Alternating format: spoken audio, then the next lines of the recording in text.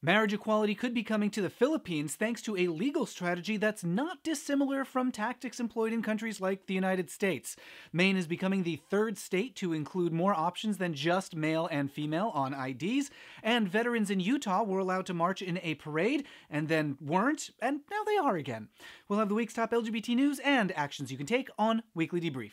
If you're enjoying Weekly Debrief, you can pledge $1 or more a month on Patreon to help keep it going and get some backer rewards. Visit patreon.com/mattbaum or visit the link in the description to join the folks who make the show possible. In the Philippines, the Supreme Court will hear oral argument this week in a marriage equality case.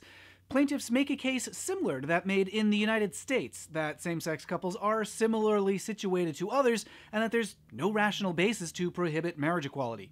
For its part, the government is simply trying to have the case dismissed on procedural grounds, rather than arguing that there's any need to prohibit marriage equality. Maine is about to become the third state to remove binary gender requirements from IDs. Starting in 2019, you'll be able to get a driver's license that doesn't indicate either male or female. Until those licenses become available, the state's offering stickers that you can use to replace the male or female label with non-binary. There's been a confusing back and forth in Provo, Utah, where a taxpayer-funded parade just signed a sweeping non-discrimination policy that includes sexual orientation. And then just a few hours later, the parade denied several LGBT groups permission to march in the parade.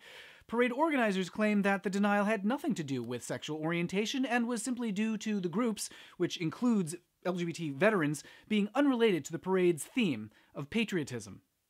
Fortunately, that wasn't the end of things. Various LGBT groups pushed for more discussion this week, and now parade leaders have reversed course, and multiple LGBT groups will be allowed to march.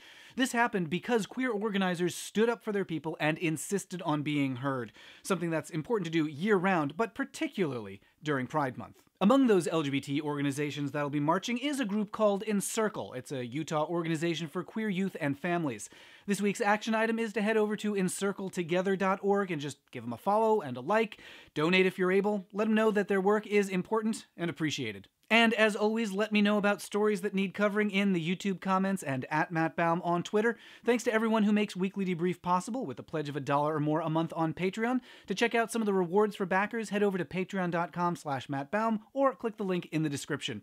And I'll debrief you next week.